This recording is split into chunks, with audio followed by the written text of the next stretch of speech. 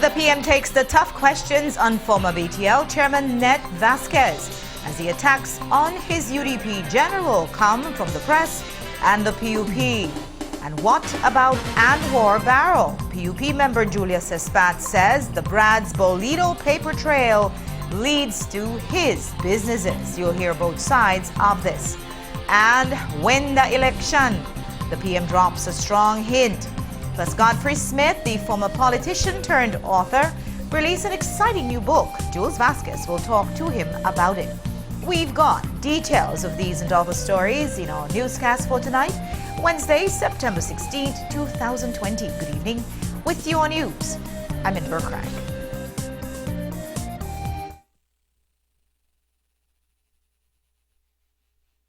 Ready and comfort.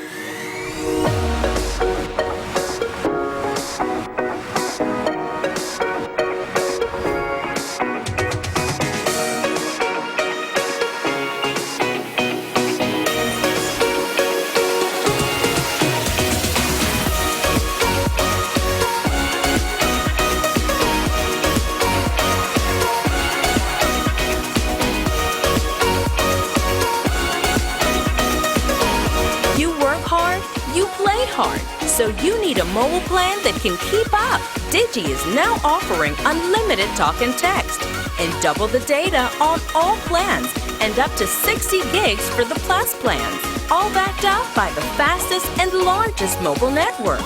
More work, more fun, more you. Visit your nearest Digi store today.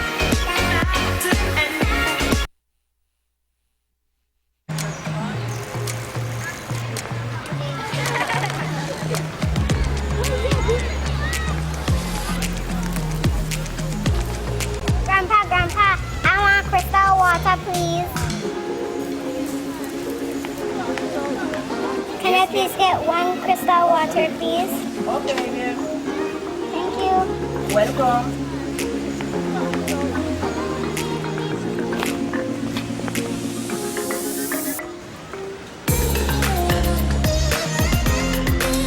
It pleases your heart, knowing she will grow up drinking the brand you have always trusted.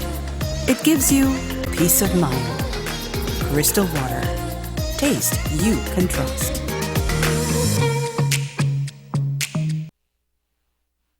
It's the biggest virtual concert of the year. This Sunday, September 20th, to bring in our independence. The 7th annual Soca and Culture Fest. Featuring Patrice Roberts, Motto, Trinidad Madman, Super G, DJ Puffy, Ernestine Carballo, TR Shine, and Belize's top DJs. Hosted by DJ Dalla. Get your access pass and view on any of our 3 platforms. $25 to view on the Sec9 Live platform, $40 to view via Zoom and be live in the concert, or the home package for $50 on Central TV and Internet cable.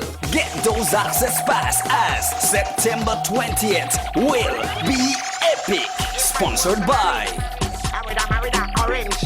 Not the ordinary orange, but a nice juicy orange. Cause orange does suck and I does suck. Trimming the hedges and overgrown trees, packing food supplies, ensuring that you have medical supplies and important documents are all part of your hurricane preparations. But what about your home insurance?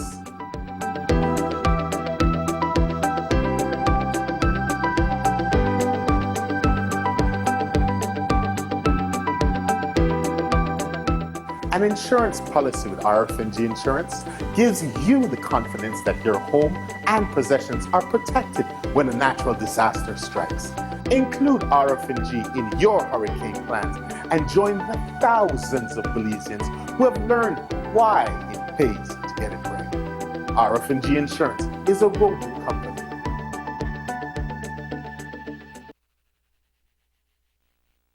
Who ready for this Yabash? This Yabash. Who ready for the premiere? Who ready for Bellykin? Wanna ready to have some fun? Yeah! Let's go! Hey! Sir Bobby's Bellykin Bash, baby, 2020! Bellykin getting back to music, yo!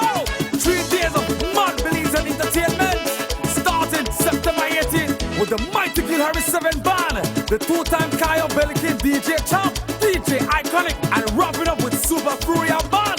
Then on September 19th, a September Band, 5-star international, and closing off with the X-Band, baby. Then on September 20th, it's all about the new sensation band, Mr. Smalls and exclusive sound, wrapping up with the Sweet Pain Band. Catch the premiere on Love TV, Channel 5, Channel 7, TNC 10, Bellikin's Facebook page, and YouTube. Each night starting at 8 p.m. It's the Bash, baby. Sir Barry's Bellikin Bash. This year Bash, this year Bash. Who ready for the premiere? Premiere. Who ready for Bellikin? Bellikin. Who ready to have some fun? Yeah. Let's go. Hey.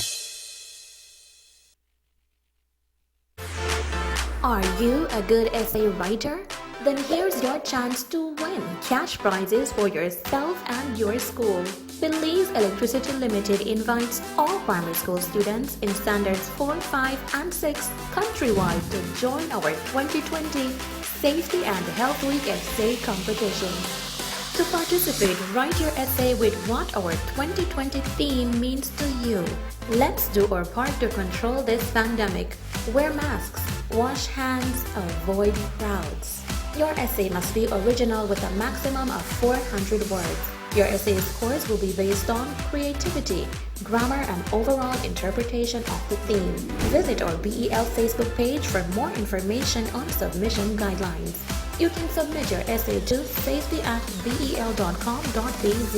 Each winner will receive $500 cash, and the schools from which the winners are selected will receive $5,000 towards COVID-19 relief programs for students. Deadline for submission is Friday, September 18. It's time to get creative with BEL's Safety and Health Week essay competition.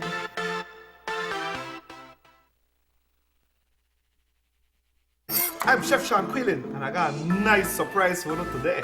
Take your cooking skills to a whole new level with Glazed Out, TNC's first ever cooking show with culinary expert Chef Sean Quillen. Tune in every week for exciting Belizean cuisine and some of Belize's biggest names in culinary art and culture, and watch as they create unique and delicious meals that will surely excite your taste buds. Glazed Out in the kitchen with Chef Sean. Belizean food, how another level. Premiering only on TNC 10.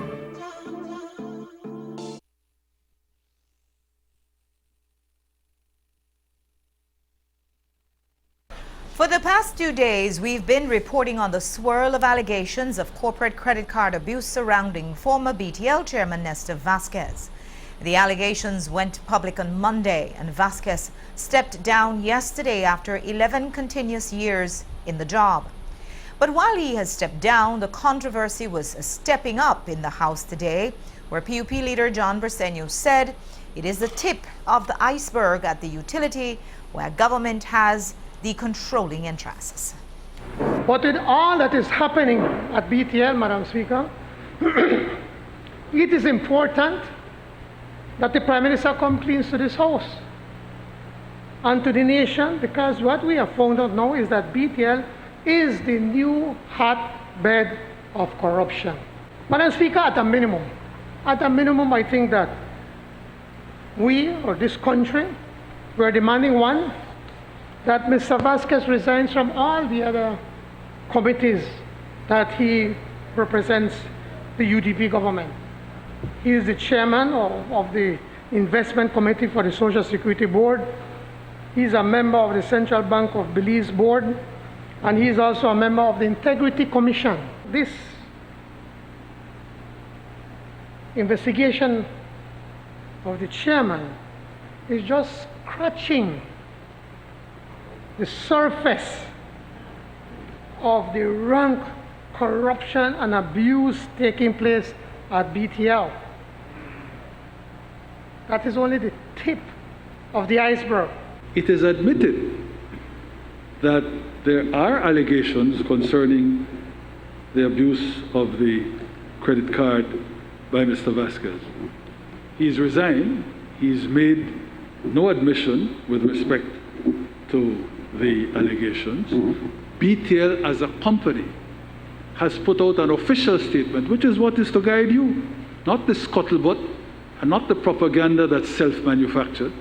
You listen to the official declarations made by BTL, and the press release said that, in fact, a thoroughgoing investigation was being launched. You claim that because of these allegations confined to the use, abuse, perhaps, of a corporate credit card by the ex-director, that BTL is a hotbed of corruption?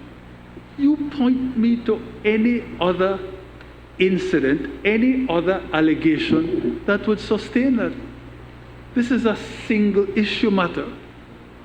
It is, of course, for us extremely regrettable that it involves these allegations against Net Vasquez, who, whatever might be the true position, and we will get to the true position, because it is a fact that this government, as the principal shareholder in BTL, will act as it always does and ensure that there is a true, proper, and absolutely transparent investigation into the allegations.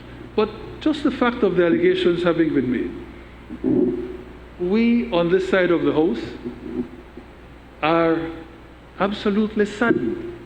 Net Vasquez, all his professional life, has been known to be a complete straight arrow. Briceño demanded a forensic audit and that a commission on inquiry be appointed. And the grilling continued outside where the Prime Minister faced a press scrum. The questions came hard and fast about the investigation at the BTL board level. Where do you stand personally? I know that Mr. Vasquez is a close friend of yours. You've had utmost confidence in his ability to steward BTL. I know this must be a disappointment at the least, even though it is being investigated as an allegation made against him. Well, absolutely. It's upsetting. It hurts me terribly. I repeat that Net Vasquez has been one of the persons I have most admired in my political life. He's become, as you say, a very, very good friend of mine. I regret greatly that these allegations have been made and that there is some possible involvement in the supposed abuse of the company's credit card.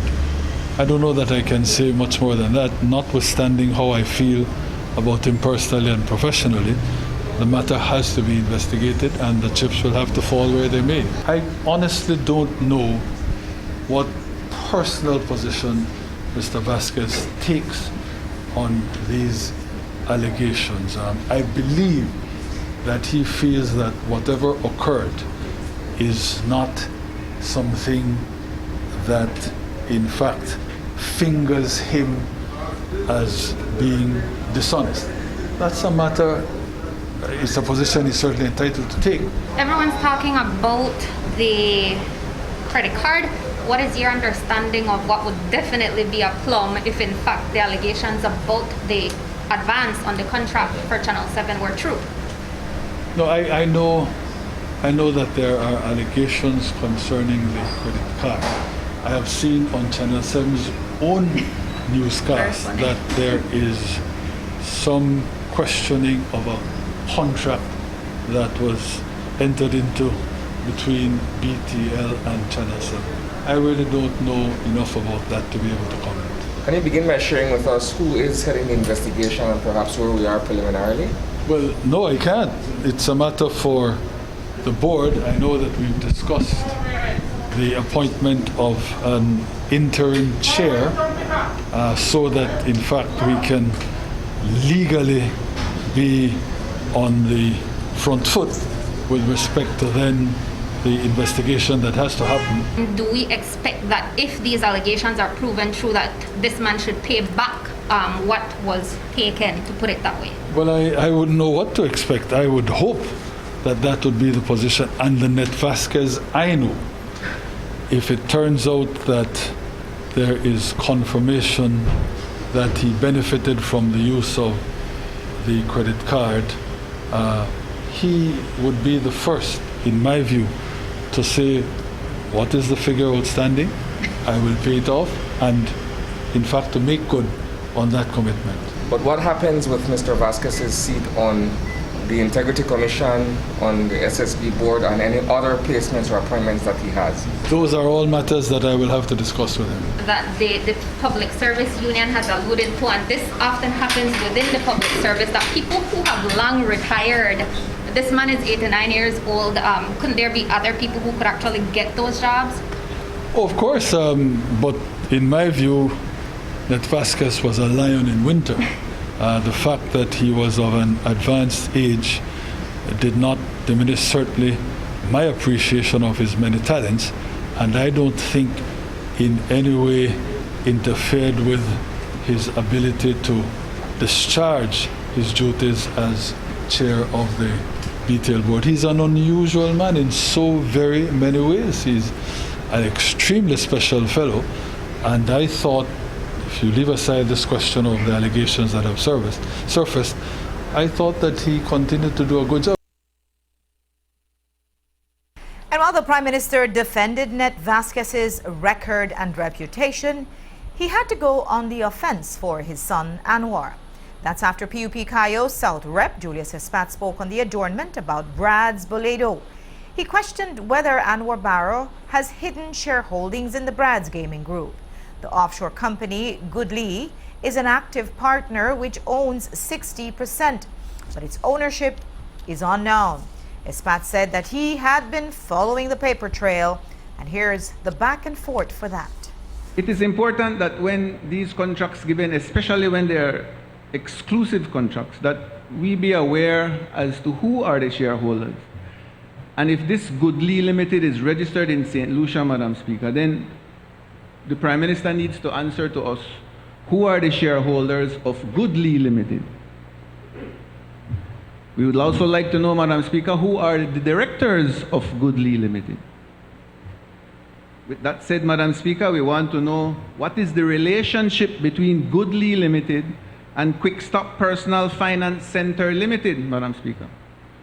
We would like to know what is the relationship between Goodlee Limited and Creative Content Limited, Madam Speaker. We would like to know what is the relationship between Goodlee Limited and Prudential Management Firm, Madam Speaker. And lastly, Madam Speaker, we would like to know what is the relationship between Goodlee Limited and Gregory Maurice Anwar Barrow. So I went further, Madam Speaker, and we started to dig up the paper trail. Remember, I just said it today. When you call names in this house, it starts a series of Okay, well, the last person, the Gregory, I won't call his name again. I'll refer to him as the Prince of Bel-Air. Yes, Did we not have a full debate on the Brad's contract when it was raised by the member for Lake Independence? Is it not out of order to? This is not a debate. Contents of speeches. But this is not. This is on the adjournment, and it's a concern of the chairman of the Public Affairs Committee. Let me make my application. Madam Speaker, he is rising because I'm speaking of the Prince of Bel-Air, and he doesn't want the truth to be revealed. We have the facts. Don't shout. And then to be asking questions about shareholders. How would I know? I was not part of the tenders committee, and I am not working at the Contractor General's office. What is the Prime Minister's point of order, Madam Speaker? The Prime Minister to know who owns this offshore company that have 60% control over the Boledo contract. Is it false or is it true that Goodlee Limited paid One Stop Personal Finance $500,000 on November the 30th, 2018? A point of order. This is not a time for questions. This contract was handled by the Lotteries Tenders Committee. Okay, Madam Speaker, I won't ask questions. I accept the Prime Minister's concern. I won't ask questions. What you're doing is to be a complete and utter knave. You're trying, in the form of fictitious questions that have no basis, no substance, no basis, to try and impugn the character of my son. If my son is involved in anything, you put it out there and you bring the facts to show that. You offer any connection that you can show, and I am certainly going That's to... not a point of order, Madam Speaker, Of by course the way. it is. This matter has been... Madam Speaker, because he's Prime Minister doesn't give him any more right than any one of us. Kindly proceed, Thank you very much, Mr. Madam Speaker. Speaker. On the 28th January 2019, Goodly Limited paid Creative Content $417,000 US, Madam Speaker. On the 31st of March 2020, Goodly paid to Prudential Management, Madam Speaker, $1 million US, Madam Speaker. So where are we and made going? another transfer of $100,000 US, Madam Speaker, on April 21st, 2028. If the Prime Minister does not want me to ask the question, then I'm merely making a statement, and if he believes that my statement is erroneous, then he can correct it. The bickering continued like that for another 5 minutes, but when he got outside, there was no Madam Speaker to intervene as the PM took the tough questions from the press. I don't see how at this stage now that matter can be revived in the House. I'm sure that properly it can't, and that's why ultimately the Speaker had to shut down the member for Kaya South. But if what he was trying to say is true, the suggestion that my son is somehow concerned with one of the companies that make up the sort of umbrella group for which Brads was the representative. I don't know what that has to do with the price of rice. It was not a contract that I gave. It was not a contract that my ministry was in charge of evaluating. This was done properly by the Lotteries Committee. If some company owned by my son is somehow in partnership with the umbrella company, what on earth is wrong with that? He is no criminal. He has no kind of a record. And as I said, there's no conflict of interest because I had nothing to do with the evaluation of the bids that ultimately, which evaluation ultimately resulted in Brads, to use that description for the company, in Brads is securing the contract. PM, why does it appear that you do not want to know who the shareholders are behind these offshore companies linked to the Brads company? I did not say that I don't want to know, ma'am. I said that the bids were properly scrutinized by the Lotteries Tenders Committee, and when they made their selection, that had to go as well to the contractor general, and so everything is above board. I told you I don't know whether the contractor general, I would imagine. No, ma'am, I don't know. Not think the Can you let me finish, know? ma'am? Can you let me finish? I don't know who the shareholders of the company that won the bid are. I didn't need to know because I had nothing to do with the evaluation and examination of the bill. But I'm telling you further, what Espat was trying to get at is that my son may somehow be connected to a company that is in turn connected with the company that won. If that is so, how does that matter? There can be no question of but that's just it, Marisol. That's outrageous. I had nothing to do with that bill. But it wasn't all bickering with the press. The Prime Minister was quite agreeable when he dropped a big hint about a possible date for the upcoming general election. I made it clear that I want to stick to the regular timeline, and that I certainly felt that the elections would have to be held or ought to be held early in November. We're not, except there's another hurricane, and this time one that is far more serious. We're not going to go beyond the month of November for sure. We're not even going to go beyond, in my view, the first 2 weeks in November. You can therefore narrow it down pretty much to what week we're looking at, if not what day exactly. I think that's honest enough. I think that's good enough. That's forthcoming enough. I don't want to actually say the 4th of November or the 3rd of November because we're still trying to get through, for example, some more legislation. As you see, will come back to the House next Friday, and then that will have to go to the Senate. I think when the Senate meets is probably going to be the 30th of September. After that, any number can play, and that number will play very quickly. And there's much more still to come from today's House meeting, but when we come back, a man in a rush to pay his workman crashed and dies on his motorcycle. We'll talk to his father. And later on, Godfrey Smith tells us about his new book, The Assassination of Maurice Bishop. Don't go away.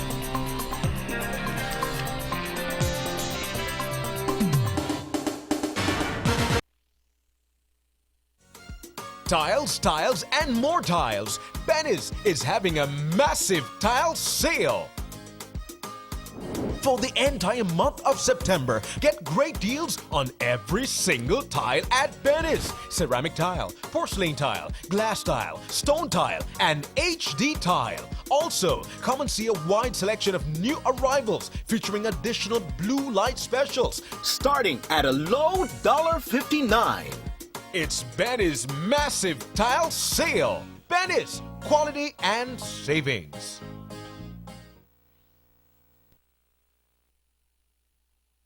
Price Premier Products Limited has been proudly serving Belize for many years. We aim to serve you better and are pleased to announce our new office with convenient parking at number 1728 Chatham Street, Belize City.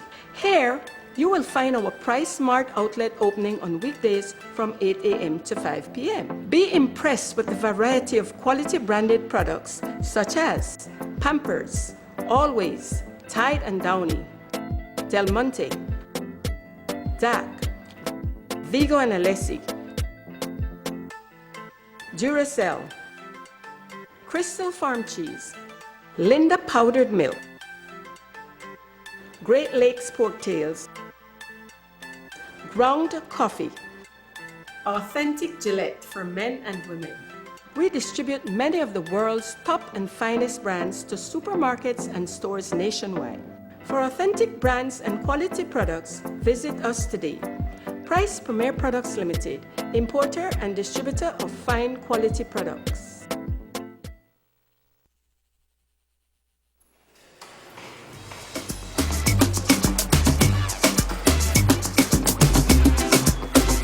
Bellykin got your back. What you mean? Brother, when you buy a 6-pack of Bellykin beer, Bellykin Stout or Bellykin Light, you could enter for winning a Bellykin's weekly drawings. What are the prizes? Over 10,000 in a weekly prizes, including Bellykin beer, Bellykin bar tabs, and cash. With your purchase on a 6-pack, scan the QR code or visit bellykin.com/win to enter your unique 6-pack ID. But make sure you keep your 6-pack cartons for proof of purchase. Boy, Bellykin really got the back with the purchase at every 6-pack. Bellykin, the beer of Belize.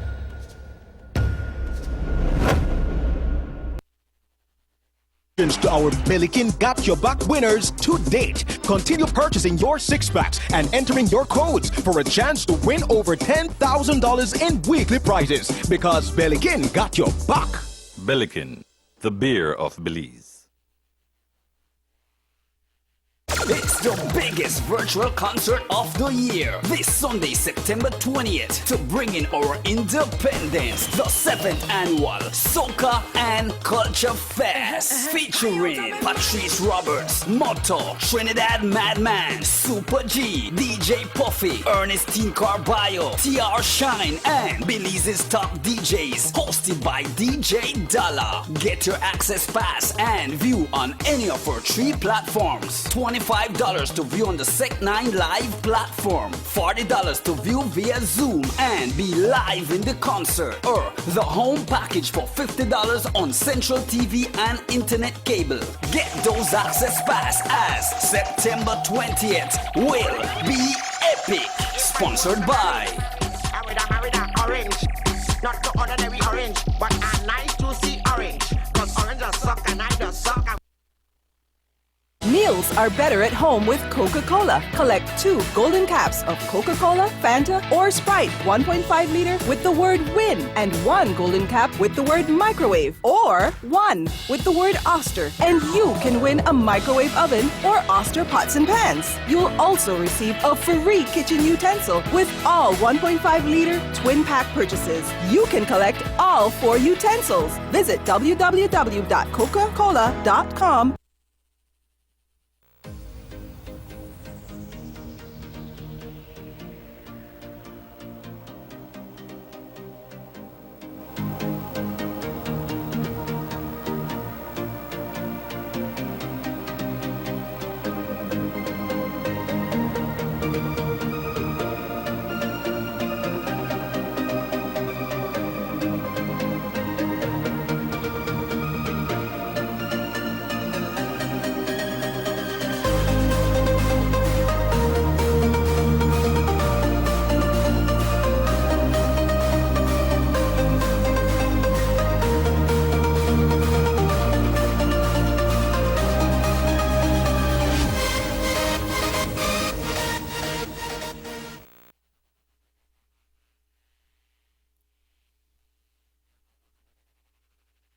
Thirty-three-year-old Santana villager Victor Hugo Pratt was killed in a road accident yesterday afternoon just before entering Sandhill village.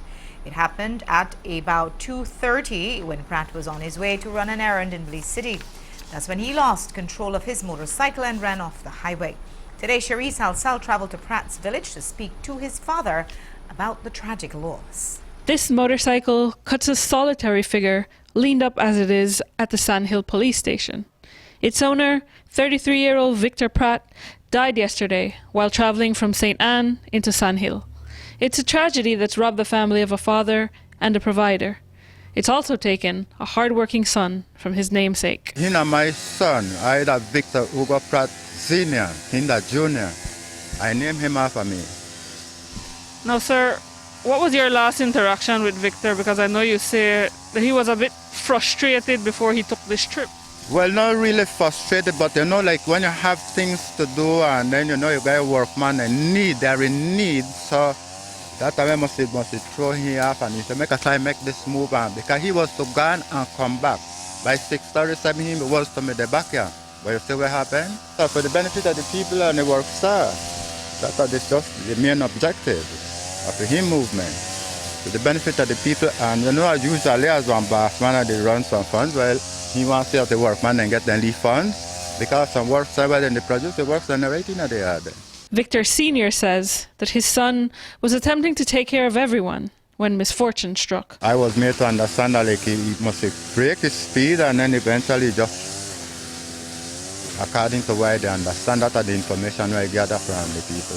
Like I say, right now we try work things out to get things put together, and like for a man, he has to work for himself to live in, you understand? So that was just it right there. And seeking for others as well as himself, then that's the way how life set up. So they make preparation and clean the after the burying ground right back there. And even though Pratt failed to complete his errand, he still has the loyalty of those workmen. Men who today were hard at work, clearing a path to what will become his final resting place. Cherise Halsall, 7 News. Pratt's death is especially hard for the family, coming shortly after his mother's recent passing. He leaves behind 2 children. Last night we told you about the protests which opponents of the Equal Opportunities Bill staged in different parts of the country under the hashtag Kill the Bill. They sent a clear signal to the Barrow government that if they attempted to table the legislation at today's House meeting, well, they would strenuously resist it. The National AIDS Commission and their legislative draft persons were attempting to provide protection for Belizeans suffering 19 different forms of discrimination. But the most controversial group that would be protected under this proposed law was the local gay community. The special interest group was already a red flag for the conservative-minded opponents, but they insist that the bill overreaches on other areas as well. They were even asserting that parts of the law were in conflict with the Constitution. Late yesterday evening, the government sent out a press release announcing that they were not going to table it in today's House meeting. So it made for an interesting moment when Brother Fem Cruz, who was leading the parliamentarians in an opening prayer, publicly thanked the Almighty for this change in course. He did so in the presence of House Speaker Laura Longsworth, who is the chair of the National AIDS Commission and one of the key advocates of the bill. Here are those moments in today's House meeting, followed by a conversation with the Prime Minister on the bill's last-minute withdrawal. Father, we thank you for this EOB, Equal Opportunity Bill, that will be struck out today. Good morning, honorable members. I see we started off with a little humor this morning, so that's good.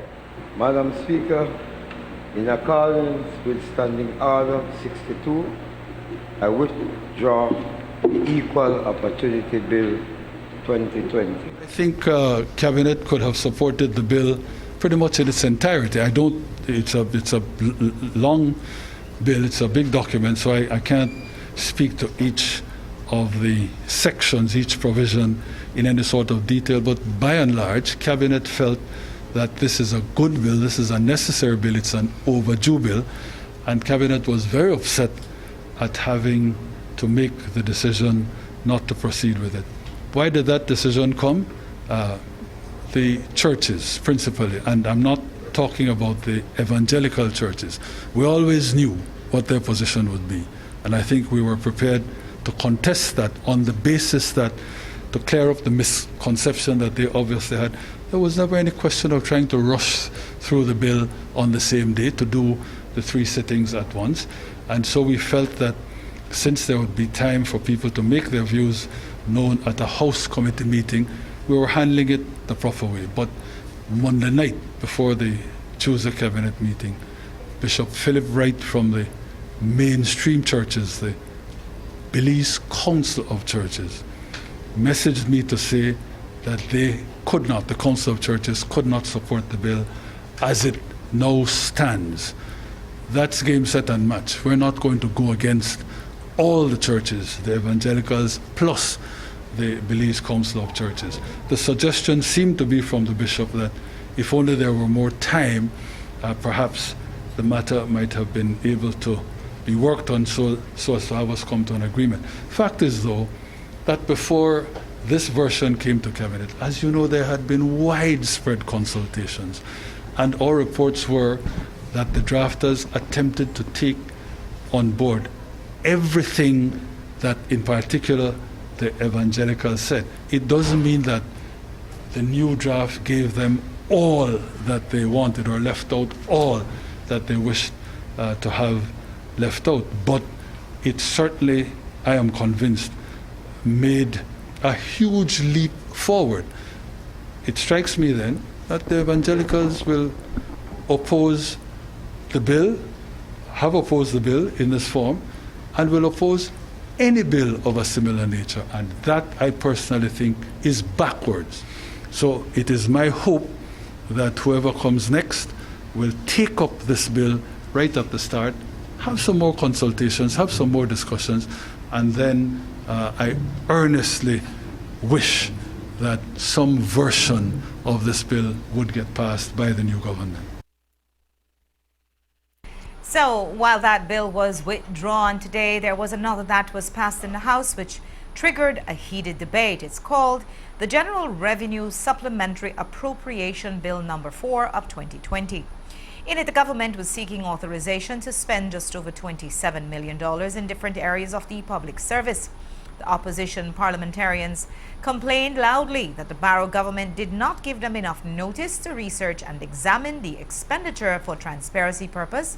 And here's the back and forth on that topic.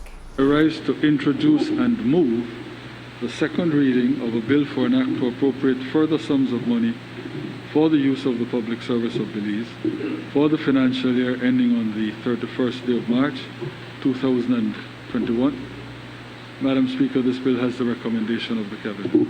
So they're not giving us much time to be able to study it closely. And I do understand that some of these things have to be done quickly. But there are a few questions that I would have. And I would seeking some sort of clarification. Capital 2, where they're talking on the Ministry of Finance, Labor, half of the cabinet. There's a section for solicitation, which is $1.1 million. So maybe the Prime Minister can explain to us what that $1.1 million is all about.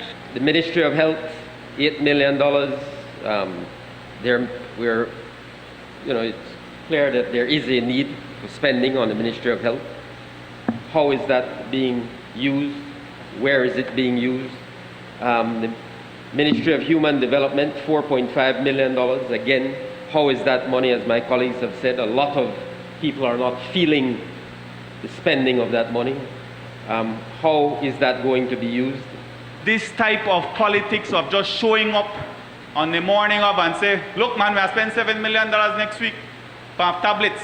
But we need to know who is the contractor. We need to know how this money is going to be spent. We want to know we're getting value for money and quality products. This is a pandemic. We are in critical terms. We're in critical circumstances.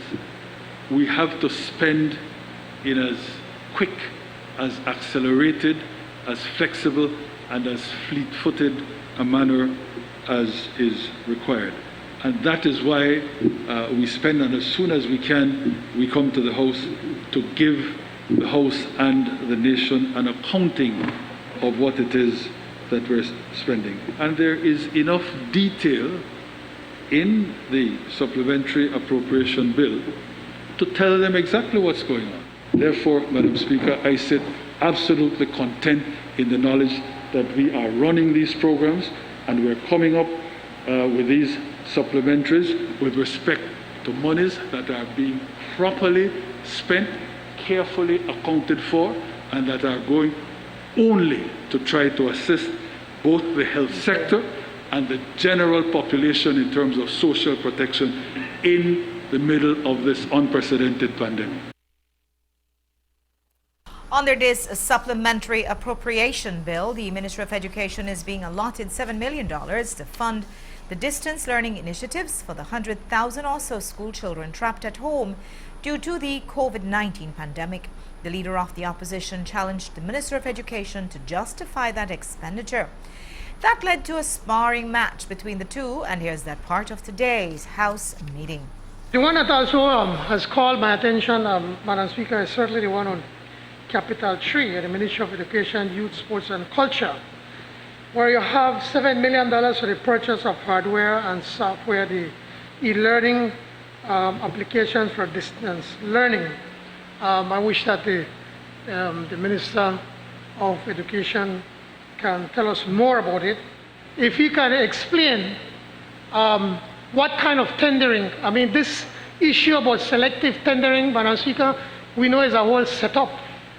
I mean, when you're talking about probably what, $3-4 million that they're going to use in buying these tablets, we have to ensure that there must be open tendering and that we could get the best quality for the best price. My friend from Freetown got up all on the social media, public TV, Madam Speaker, to disclose their plan for education.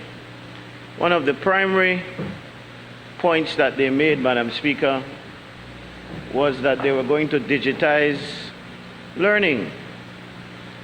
When they pressed my friend from Freetown for answers, he said, Madam Speaker, that they would take any time from between 0 years when they get in to 5 years in order to get from first form to fourth form and from standard 4 to standard 6 digital devices and get everybody equipped for e-learning. So it must really pain them, and I can see it, when it is that the United Democratic Party government is able to, in a matter of months, provide all the digital devices that we need in order to be able to deck out all of high school, and in fact, Madam Speaker, a portion of our primary school students as well. The monies that are being allotted will yield 15,500 tablets to this nation. It's not, I don't even want to call it a tablet, because the truth is, the tablet, what they are trying to minimize as a tablet has developed so far, Madam Speaker, that in fact, if you go to big corporations in the United States, people walk around with a tablet with a keyboard attached. That is what their computer is now. That is what a computer is. But, Madam Speaker, a 10-inch tablet, I think it's Logic 10.1, something like that is the brand. But you could go and look it up. I just looked it up, Madam Speaker, and the retail price of it on the internet goes between $446 and $514 Belize dollars. But that's not what we're going to pay for it, of course. Because as my friend said, you know, they do these transactions all the time, it would seem. When you're buying bulk, you get a better price. But, Madam Speaker, when it was communicated to me that this is the device that would best suit our needs, I said, I won't accept that. We need more. So, Madam Speaker, we insisted on getting more until we got all the software that we needed loaded on. And just for your benefit, you will know that the main bit of software that we're using on it, which is Office 365, is given to this country in a licensed format, free by the Microsoft Corporation. But to load it onto all the devices is a cost. We managed, I already told you, man, listen and you will know. I already said it, you were sleeping. And I also insisted, Madam Speaker, that we get a 3-year warranty on the devices, so that if there is some malfunction on the devices, that is thrown in. I insisted, Madam Speaker, that the students will get a carrying case for their device. I insisted, Madam Speaker, that the students will get the Bluetooth keyboard that attaches, so that, in fact, when those students are using those devices, you would think it's a full-on computer, and in truth, that is what it is. It is a big 10-inch screen with a case, with the keyboard tagged on to it, connecting by Bluetooth, Madam Speaker. And even when they told me that, I said, that's not enough. So they threw in a headset, Madam Speaker, because you know the students will be on Zoom and Teams. Teams is what goes with the Microsoft package. It is a very loaded package for the price that we're getting it. My friend from Freetown asked about a survey being done to see who really needs the devices. That has been done, and it has been properly done. And if you want to know, the truth is, it was done even before we announced that we would have given devices. So you know what happened? We did 2 rounds of consultations to find out who needed devices. In the first instance, the number of students who said they had some kind of device that could connect, Madam Speaker, was much lower. When we went around and after they heard that the government was going to provide one, it went up almost over 2,500 more. But it does not matter, Madam Speaker, because this administration, with this $7 million, is procuring all the devices that are needed to satisfy the needs of our secondary students, and then some, because we are going to also provide for some primary school students under this initiative. As we told you, this bill has been passed by the House and it now goes to the Senate.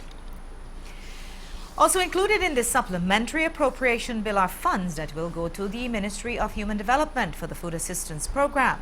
Once again, the opposition's parliamentarians reminded the Prime Minister that there are Belizeans who keep complaining that COVID-19 relief has been slow to reach.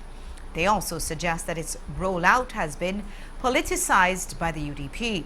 Here's what the Prime Minister had to say about their critique.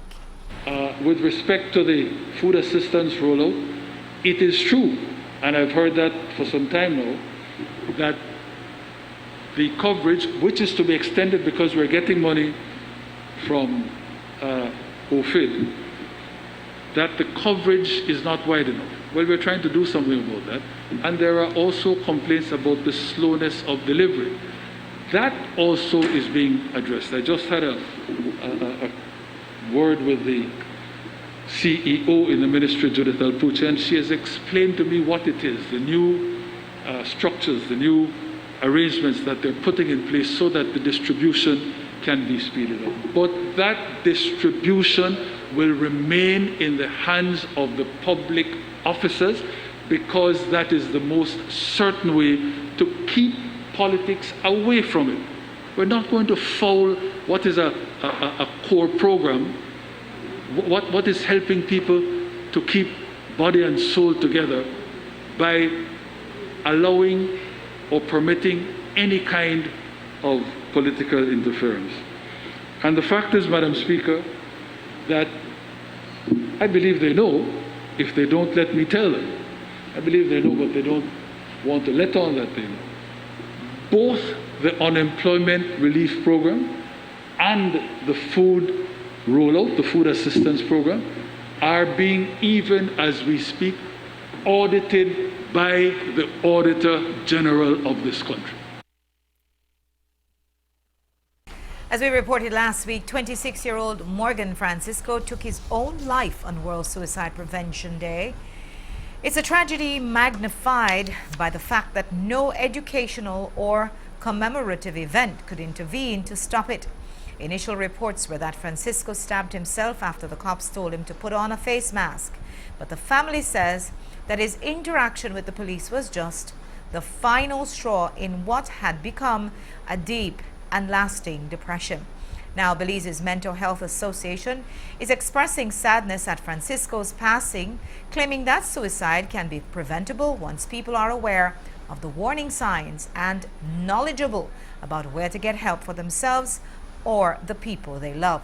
Tonight, the Mental Health Association is sharing some of those warning signs, including, but not limited to, withdrawing from social contact and wanting to be left alone, having mood swings such as being emotionally high one day and deeply discouraged the next, and doing risky or self-destructive things such as using drugs or driving recklessly.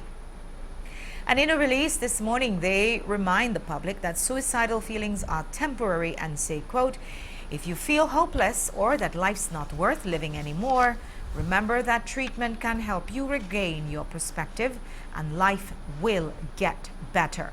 Take one step at a time and reach out for help," end quote. We'll take our break now, but when we come back, we'll tell you why Godfrey Smith's new book on the assassination in a tiny Caribbean island is a must-read. Plus, we've heard of money laundering, but what about news laundering? Our Jules Vasquez spoke about that at a media forum last night. Don't go away. This Yabosh. Who ready for the premiere? Who ready for Bellykin? Wanna ready to have some fun? Yeah! Let's go! Hey! Sir Bobby's Bellykin Bash, baby, 2020. Bellykin giving back through music, yo! 3 days of mad Belize and entertainment. Starting September 18th with the mighty Gil Harris 7 band. The 2-time Kyle Bellykin DJ Champ, DJ Iconic, and wrapping up with Super Furia Band. Then on September 19th, Ascension Band, 5-star international, and closing off with the X-Band, baby. Then on September 20th, it's all about the new sensation band, Mr. Smalls and exclusive sound, wrapping up with the Sweet Pain Band. Catch the premiere on Love TV, Channel 5, Channel 7, TNC 10, Bellykin's Facebook page, and YouTube. Each night starting at 8 p.m. It's the Bash, baby. Sir Barry's Bellykin Bash. This Yabosh. Who ready for the premiere? Who ready for Bellykin? Wanna ready to have some fun? Yeah! Let's go! Hey!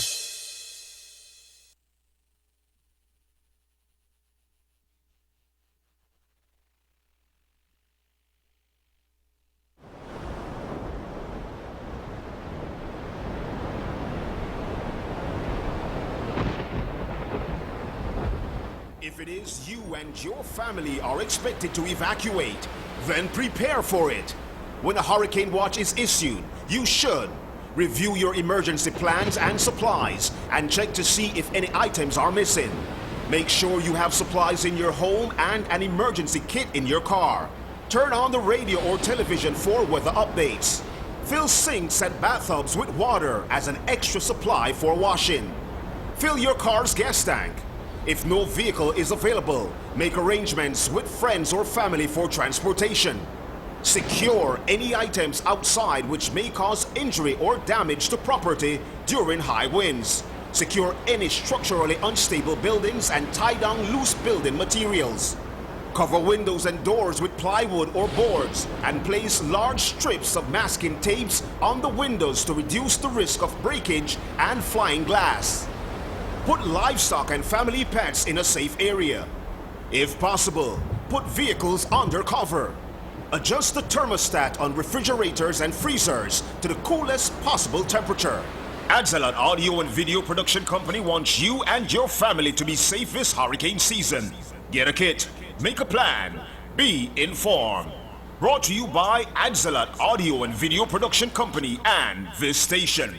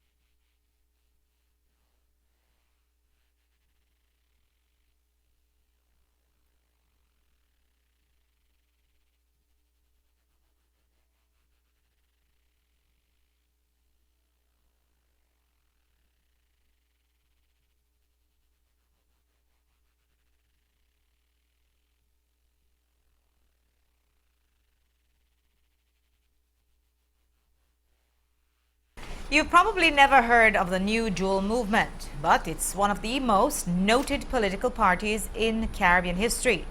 The New Jewel, led by Maurice Bishop, staged a coup in the tiny Caribbean island nation of Grenada in 1979. They formed a socialist state right in America's backyard, but it only lasted for 4 years because political infighting led to the overthrow and assassination of Prime Minister Bishop in October of 1983. The story of how that movement went from revolution to ruin is one of the most compelling political narratives ever to come out of the Caribbean. And now, Belizean senior counsel and author Godfrey Smith has produced a compelling, fast-moving history of those events in his new book, The Assassination of Maurice Bishop. Jules Vasquez sat down with him today to talk about the book and the lessons of this major historical moment. Godfrey Smith's book is set in Grenada in the 70s and early 80s. Smith lived there for 3 months to research the history and speak to the men and women in the story firsthand. How did this subject find you, or you find it? I think from the moment of first thinking about writing Price, as you know, the idea of, before I finished Price, I knew I was going to do Manley. And before I finished Manley, I knew I was going to do Maurice Bishop. And the reason really is because I think I'm both fascinated and intrigued by transformational leaders. Maurice Bishop certainly fits the bill. He rose to power in a coup in 1979. At the time, Grenada was the only English-speaking country in the entire world that had a successful socialist revolution. I mean, revolutions were going on in Cuba, in China, Soviet Union, etc., other places. But right here in the laid-back Caribbean, there was a socialist revolution. When fellows went to Cuba to try to ask for help to make the revolution, this is part of the book, they weren't taken too very seriously because naturally it's a very small place, a little speck, a dot of an island. Could they be serious about a revolution? And actually they pulled it off. Pulled it off on a 100-square-mile island with a tiny economy, which the Bishop government took to new heights, all under a rigidly socialist regime. It's shocking to see that these Caribbean men, mostly under 40, were such doctrinaire Marxist-Leninists. How did this even happen? How did Grenada even happen within the United States sphere of influence? It's unbelievable. Well, remember at the time that socialism was the fashion of the time. Yeah. And while it is certainly at odds with the culture, with Caribbean culture, that kind of doctrinaire approach to ideology, the creation of ideologues, is nothing new in bigger countries. It was an absolute belief, like a religion, in Leninism, in Marxism, Leninism, and people were strict about it. One feels that it is almost inimical with the culture in the Caribbean, because we have a culture that is, let us be generous and call it laid back. It is indisciplined. What you point out is in effect at the heart of the conflict that occurred between Maurice Bishop and Bernard Coard. Bernard was the strict theoretician, as Fidel Castro called him, the high priest of Leninism and theory. Maurice Bishop was the popular leader who understood exactly what you said, that this is the West Indies, this is the Caribbean. You cannot fit people to theory. The sad tragedy is that it all imploded because, as is shown in the book, of differences of opinion on approach and ambition and so on, jealousy. And that makes that introduces the tragic element of the story. And the tragedy was that Maurice Bishop was overthrown and murdered, and 17 persons, including his Deputy Prime Minister Bernard Coard, were found guilty. Much of the book centers on the dispute between these two men, comrades, friends, and neighbors. But their difference led to the overthrow and murder. How much of it is really just about people misunderstanding each other, making false conclusions based on inaccurate or missing information? That's what happens when egos get in the way.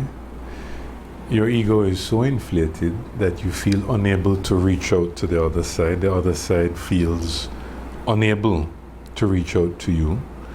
That's what happens when dogmatism sets in, when you believe that you are so correct that there is no room to understand your co-leader's point of view. That is what happens when the old ambition sets in. You know what ambition can do.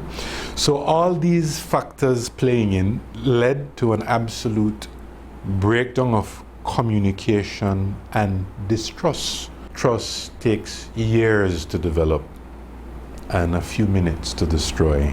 And it is so tragic and sad that that is what happened to destroy the lives of outstanding, charismatic Caribbean leaders and to destroy the Caribbean's only English-speaking Caribbean's successful revolution. Tomorrow we'll have part 2 of the story when we look at the U.S. invasion that followed the Bishop assassination.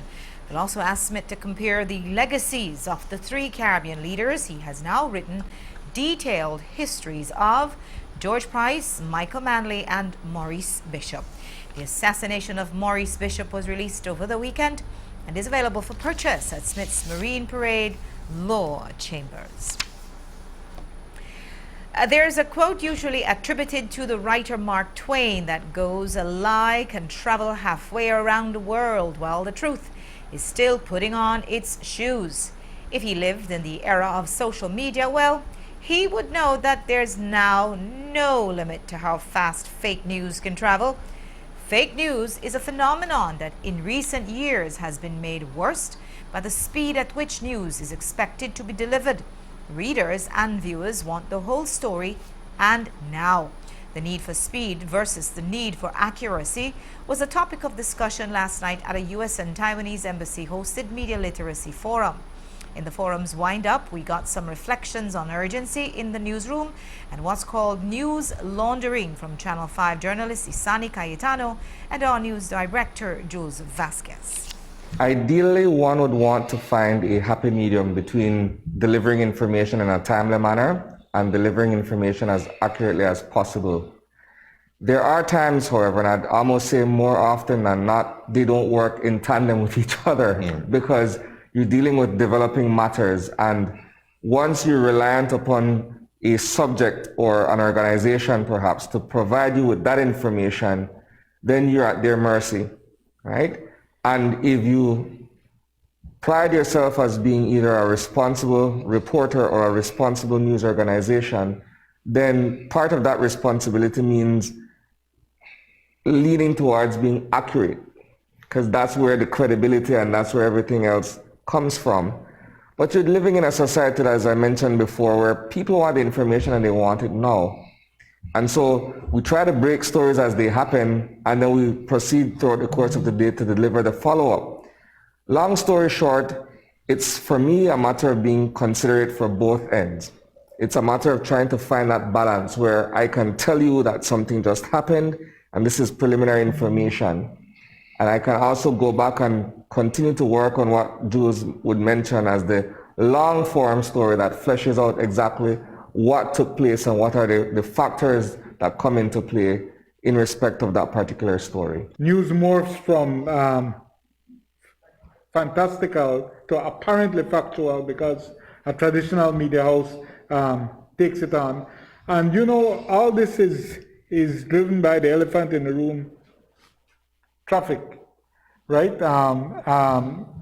Facebook and other social media platforms you want to talk about bad actors, I am sorry, but I don't know a worse one than Mark Zuckerberg.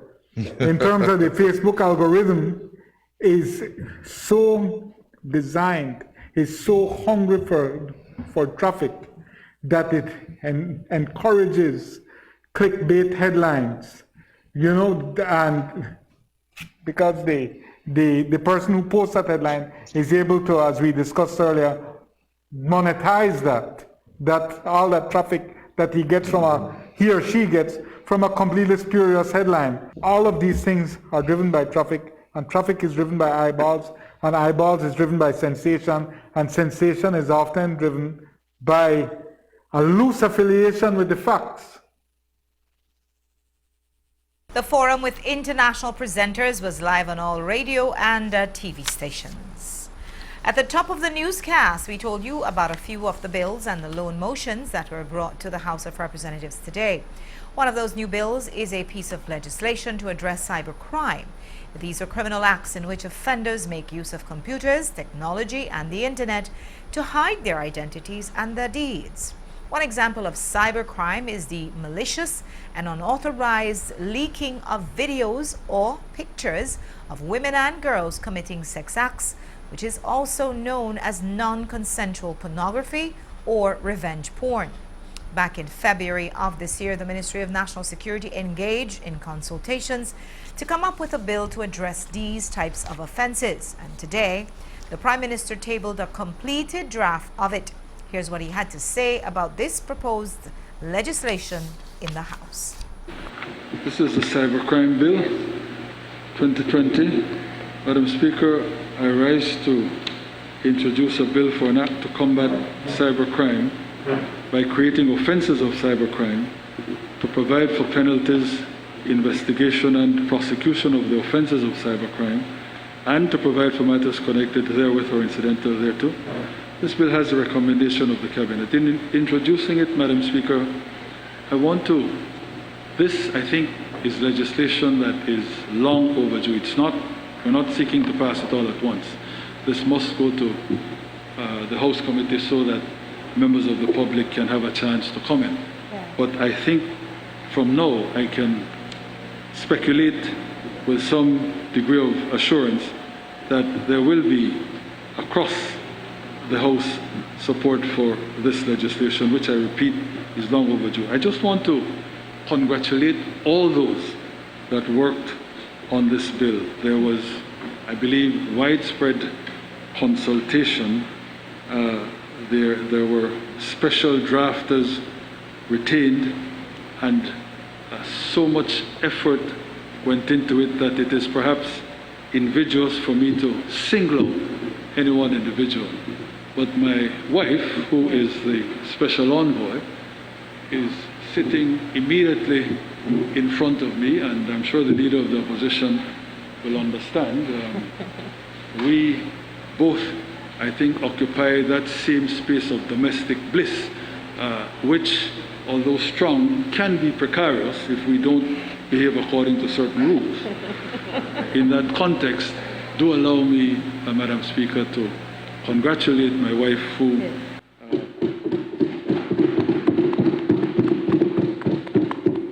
was certainly one of the moving forces behind this bill. Thank you, Madam Speaker. This bill is now in the hands of the relevant House committee. Another piece of legislation that was tabled in the House today is the Land Tax Amendment Bill of 2020. In this piece of legislation, the government is attempting to slightly ease Belizeans in their land taxes, given the financial crisis created by the ongoing COVID-19 pandemic. The Minister of Natural Resources explained how it will work when he introduced it in the House today. Here's what he had to say. I rise to introduce a bill for an act to amend the Land Tax Act, Chapter 58 of the Substantive Laws of Belize, Revised Edition 2011, to empower the Minister to remit land tax where there is the spread of an infectious disease, and to provide for matters connected therewith or incidental thereto. Madam Speaker, in making the introduction of this bill, COVID-19 has had some devastating impacts, Madam Speaker. And these impacts have had far-reaching effects. And those effects go beyond the mere spread of the virus and the measures that countries have taken to contain the virus. Part of the response, Madam Speaker, that we are taking is the provision of the relief of land tax to our populace. Initially, we had received the requests from the people from the banana sector asking for this relief, and in realizing that there was such a request, we brought it to Cabinet and we requested for the relief not only to be extended to the banana sector, but we realized that the impact is expanded to the general populace, so that we thought it prudent that in assisting the productive sector of this country, it would be prudent as well for us to target as well the individual landowners. And so, Madam Speaker, what this bill seeks to do is merely to roll out a program, a one-month program, where the government will provide a relief on 25% of the land taxes owed by individual landowners and those in the productive sector, as well as a complete waiver of the interest. And so this is the idea behind this bill, Madam Speaker. And so as soon as we have had the opportunity to brainstorm all of the possibilities of making this a productive bill, a productive program, we will invite the general populace to apply for this particular program. So while the government wants to give you a discount on land taxes, the Prime Minister told the House today that it will be the responsibility of the next government to seek relief from Belize's bondholders for the super bond. You remember how the opposition leader criticized the PM last week for not engaging the bondholders in this difficult conversation at this time. The topic came up today as part of the debate for the Supplementary Appropriations Bill number 4, 2020. Here are those comments from the PM. Let me close by answering the Leader of the Opposition on this particular question of the $1 million and odd dollars. That, Mr. Leader, is for the legal fees that we have had to pay with respect to the consent solicitation for the attorneys that we retained. We had already paid, which is part of Sullivan and Cromwell. We had already paid, we had come to the House already, because we had to pay, of course, the consent solicitation fee. We had to pay the lawyers for the creditor committee. We had to pay their financial advisors. Now, this is to pay our own lawyers. You talked about the need for a restructuring. I completely agree with you. You win, you will have to go to town on these creditors. You will have to impose the haircut on them that the circumstances require. But you see how costly it was merely to buy time for you or for the new leader of the United Democratic Party. Whoever wins, that is going to have to be done. It's going to be a costly exercise, as even this holding pattern type thing that we did has proven to be, but it will be absolutely necessary. And in the circumstances of the post-pandemic order, financial order, that globally must be put in place, I am certain that our Belize will ultimately succeed in taming this super bond. A super bond, that I will just add, is the creation of the People's United Party. And finally, from the debate over the Supplementary Appropriations Bill number 4, the Leader of the Opposition took issue with the fact that the Ministry of Works is getting a little over $1.5 million for construction works for the proposed road to Caracol. As we told you, this road will cost tens of millions, and back when it was first introduced, the opposition was among the first to criticize it, saying that this money should be spent in areas of higher priority.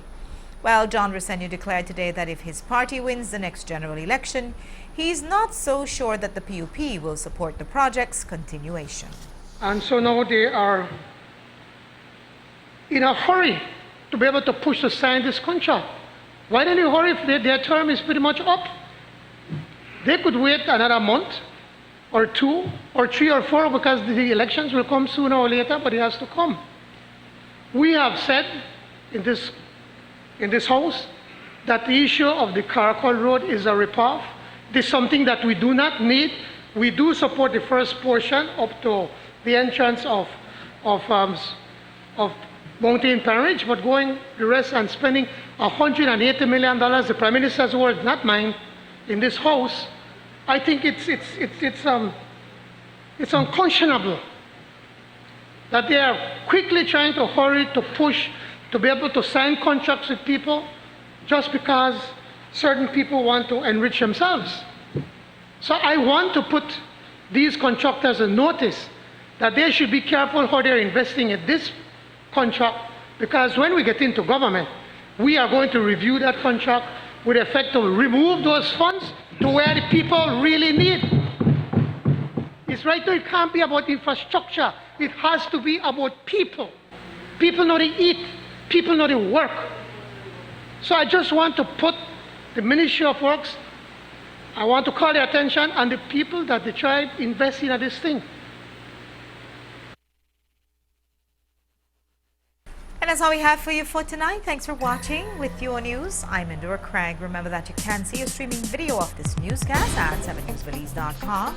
Brought to you by Digi for the best postpaid plans in the country.